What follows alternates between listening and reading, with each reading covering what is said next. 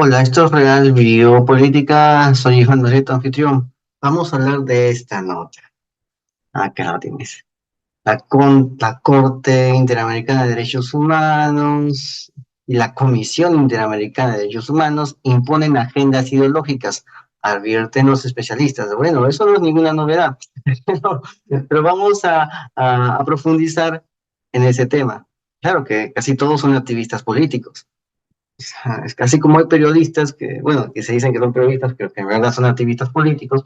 También hay, eh, ¿cómo le podemos llamar a esto? Jueces, ¿no? Le podemos llamar gente que aparece en una corte, ¿no? Una corte, jurídica, que más parecen activistas políticos. Sí, parecen activistas políticos, ¿no? Como lo que estamos viendo que está pasando en Perú, ¿no?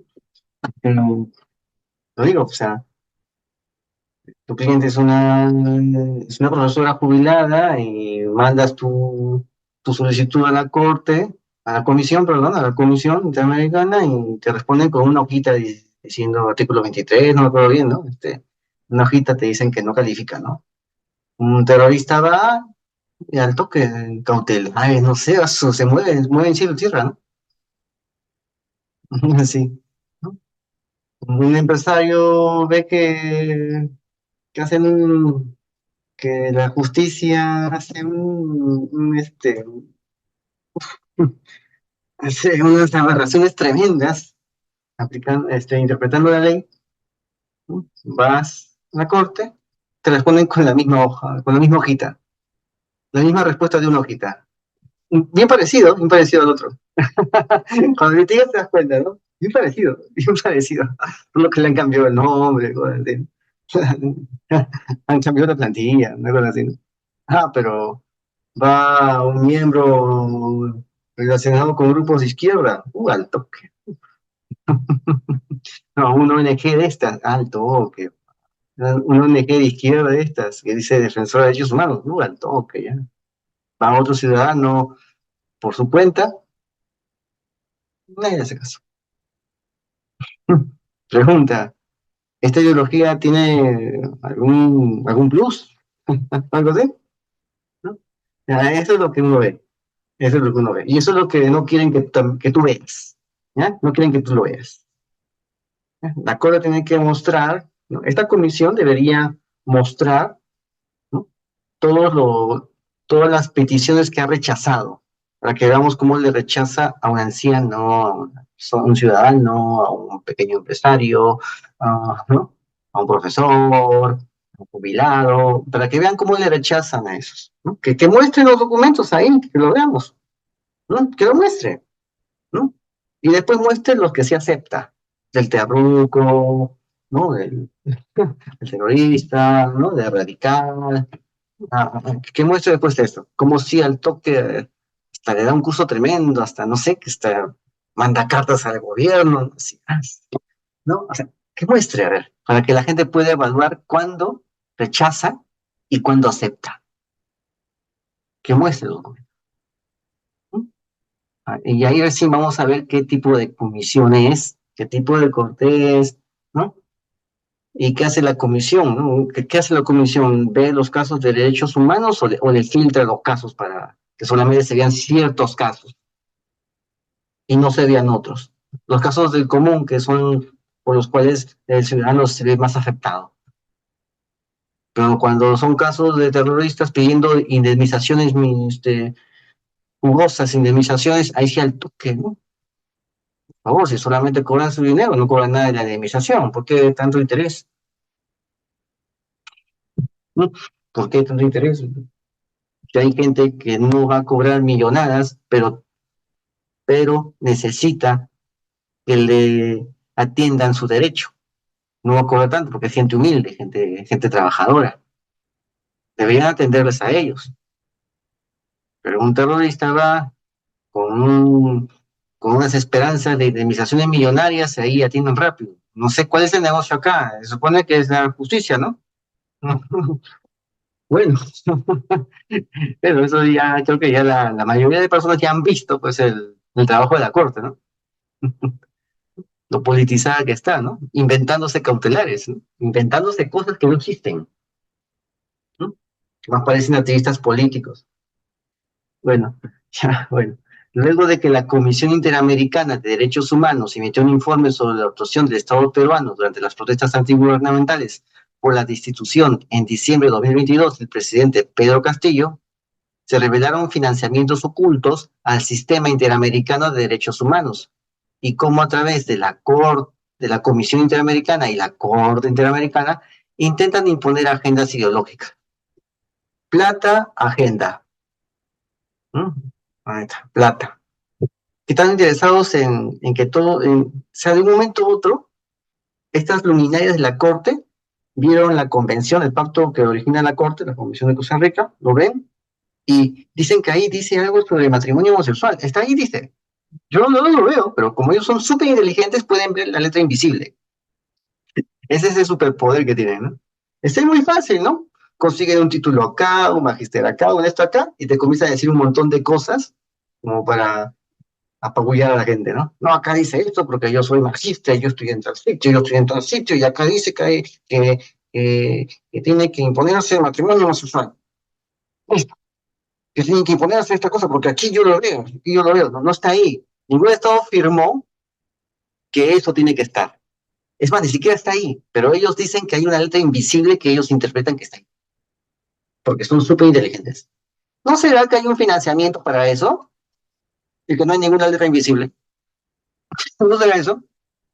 Y nadie se lo dice en su cara. Nadie se lo dice. Entonces siguen avanzando.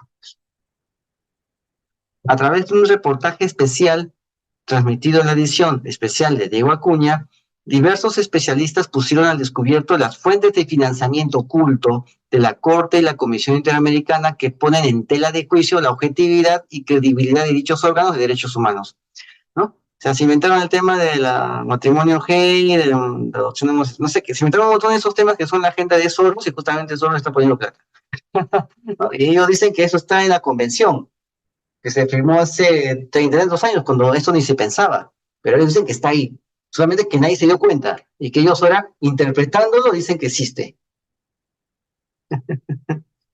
Es lógico, pues, que están muy interesados por algún financiamiento. Sí, es lógico, ¿no? O sea, hasta dónde llega la ligereza, ¿no? De hacer esto, ¿no? De inventarse cosas que no están. Bueno, entonces acá está. Aquí está la noticia en 724 de México. Aquí vamos a leerlo, ¿no?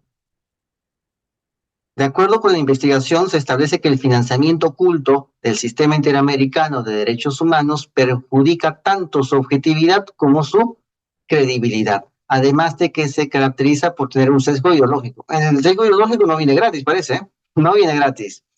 Acá está. Bueno, yo estoy acá usando la nota, ¿no? Y creo que lo demás ya lo hemos visto ya en demasía, ¿no? Sobre la Corte, ¿no? En demasía. Cabe recordar que la Comisión Interamericana de Derechos Humanos entregó un informe donde acusa al gobierno de Perú de cometer violaciones a los derechos humanos durante las protestas de principios de año, afirmando que la respuesta del Estado se caracterizó por el uso desproporcionado, indiscriminado y letal de la fuerza.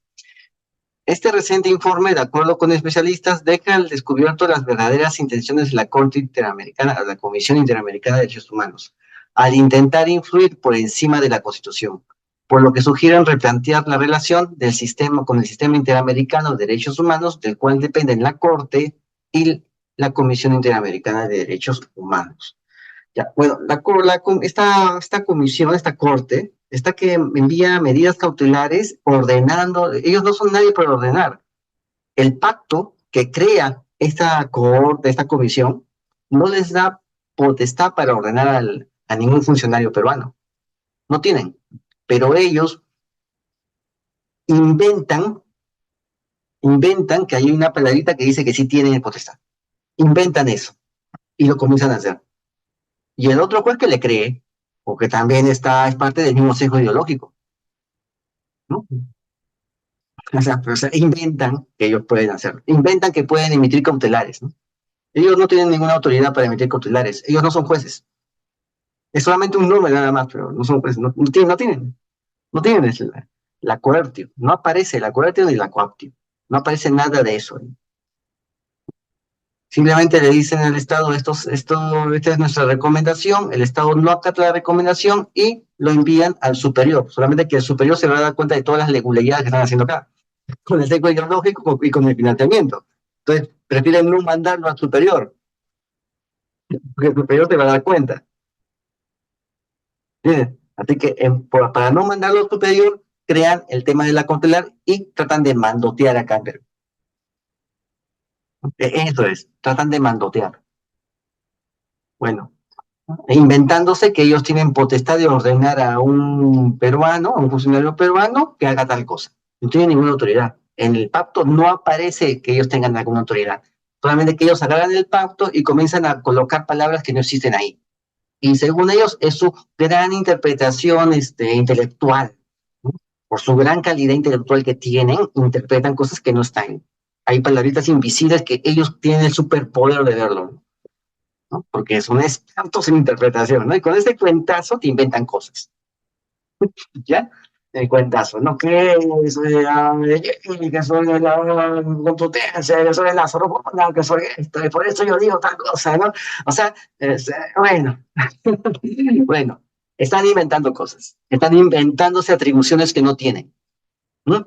Inventando palabras que no están en el pacto, que les da a ellos origen. ¿No? O sea, firmas un pacto y a los 20 años te dicen que eso decía que ellos pueden ordenar de tal cosa. Cuando no, nunca ha dicho eso, ¿no? Ahora yo interpreto que sí dice. ¿Alguien ha modificado el pacto? No, no ha modificado, nadie ha modificado ese pacto. Pero ellos interpretan que eso dice. Y mañana van a interpretar lo contrario. Y mañana interpretan lo contrario también. Ya, esto no es serio, pues. Bueno, el ex canciller del Perú, González Posada, hizo hincapié de que se lleven a cabo las investigaciones por las muertes ocurridas. No obstante, cuestionó el ataque a las Fuerzas Armadas y la policía para contener los actos terroristas durante la ola de protestas. Porque cuando el comunista Castillo hizo su golpe, quiere decir que no existió el golpe, ¿no? Bueno, yo conozco bastantes colegas que dicen que el golpe no existió, que Castillo nunca dio un golpe, ¿no? Bueno, esos colegas son comunistas, están esperando que triunfe el golpe de Castillo para ir donde Castillo y pedir su cuota de poder. Y en parte su inescrupulosidad para ofrecer, a costa de la gente. Y eso abunda, ¿eh? Mientras estaban que asustaban a la gente para que vayan ahí a inmolarse ahí en esas protestas, muchos de esos izquierdistas, izquierdosos, eh, todo orondos, decían que iban a hacer su vida de burgueses y mostraron que se iban a Paracas, se iban a la playa ahí privada, ¿no? Al campo a comer potajes costosos, ¿no? Y así mostraban toda su vida burguesa, ¿no? Izquierdistas burgueses que mientras asustaban a la gente pobre, ellos hacían vida de acomodados, esperando a que pase alguna tragedia, ¿no? Y son de izquierda todavía, ¿no? Esos eran los más recalcitrantes para asustar gente, los que vivían rico y pedían que el pobre, que muchos de esos pobres eran gente que ellos conocían de chiquitos, casi todos son de origen humilde, pero ahora pues se creen de la aristocracia, ¿no? Y siguen usando el lema de la izquierda para engañar a la gente. Por eso necesitaban que Castillo tome el poder, para ellos ofrecerse a Castillo. ¿No? Y ahí vimos después los actos terroristas de estos grupos que pedían la restitución del golpista Castillo, del golpista comunista Pedro Castillo. Ahí está. En muchos casos constituyen actos subversivos porque se han visto cómo han quemado comisarías, han interrumpido las redes, carreteras y paralizado el país. Han muerto personas por no poder llegar a un hospital. Esa barbarie se llama terrorismo. Y es cierto, eso que hicieron es terrorismo. ¿Mm? Eso que hicieron es terrorista, son terroristas. Y esos terroristas estaban pidiendo que se libere a Castillo, el mismo Pedro Castillo que dio un golpe de Estado violando los derechos fundamentales de la gente, pidiendo que la gente, ordenando a la gente, un toque de queda hasta que él tome todo el control, todo el poder y se la lleve toda. Él pidió eso, toque de queda para todos, y que todos se entreguen sus armas a él, y así los tenía desarmados y sometidos. Todos los ciudadanos que tenían armas, sí los tenía sometidos. Él mismo lo pidió en su golpe de Estado. Parece que la izquierda no ha escuchado qué constituyó el Estado, sí lo ha escuchado y pensó que ahora sí podían abusar de sus vecinos, de sus amigos de sus barrios, ¿no? De sus sitios donde ellos provienen, ¿no? Porque ya no están, muchos de ellos no están ahí, ¿no?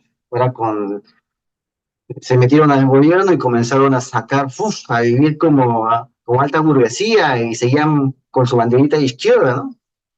Y nadie sabe de dónde ha sacado tanto patrimonio, ¿no? Y ya hemos visto cómo hay casos en los cuales congresistas de izquierda no pueden justificar su patrimonio y se inventan el cuento de la familia privilegiada, que son privilegiados de alto abolengo, no sé qué. Se inventan un abolengo porque no pueden justificar su patrimonio. Mientras tanto, asusan al pueblo pobre para estos actos de violencia. Eso ya se ha visto. Vamos a ver. La abogada en derechos humanos, la doctora Delia Muñoz, dijo que el informe de esta corte, la interamericana, tiene una serie de errores y excesivas recomendaciones que atentan contra la Constitución del Perú. ¿Por qué? Porque está lleno de puro rojo también, ¿no? O sea, entre ellos se bajan, ¿no?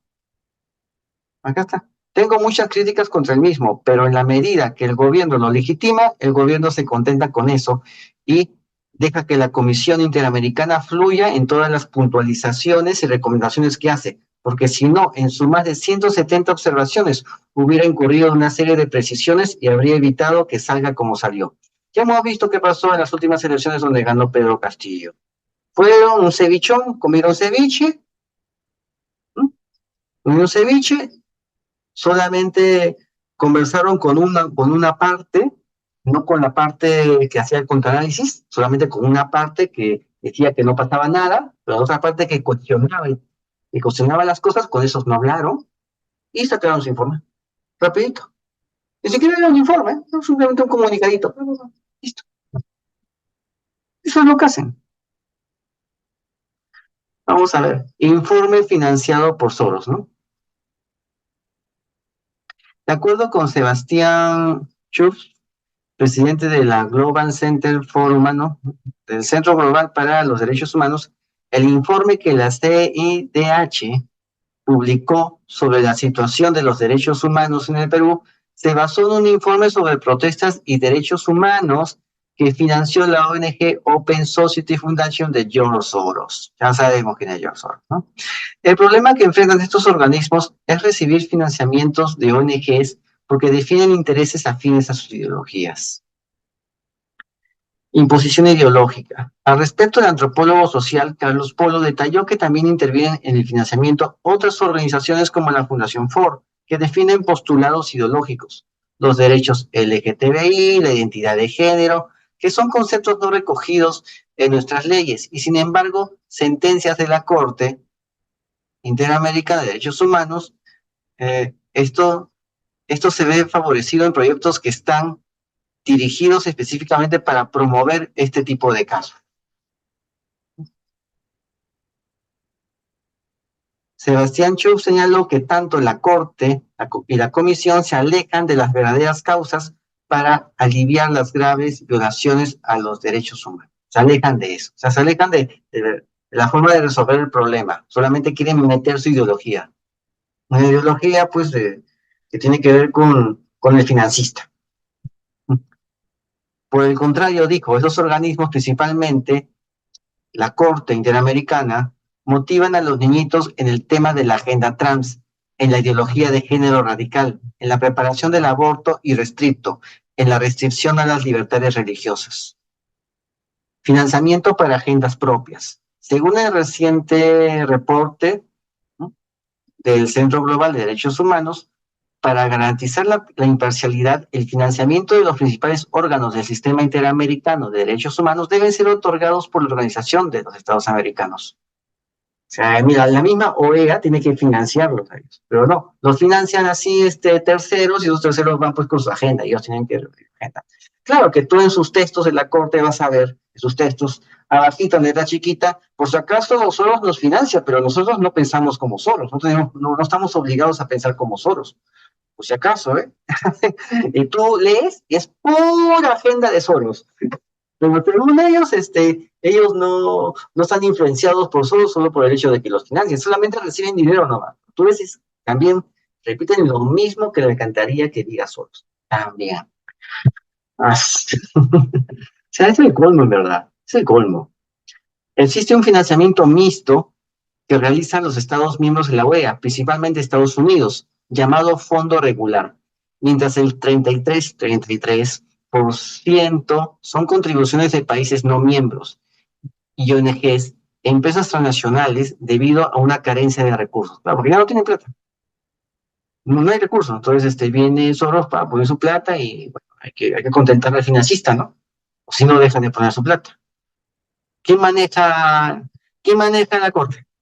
El que pone el dinero, pues, ese maneja. ¿Quién va a manejar? ¿Quién maneja esa ONG? El que pone la plata, ¿el qué? El director de esa ONG maneja la ONG. No, el director de esa ONG no maneja la ONG. El que maneja la ONG es el que pone la plata para que funcione esa ONG.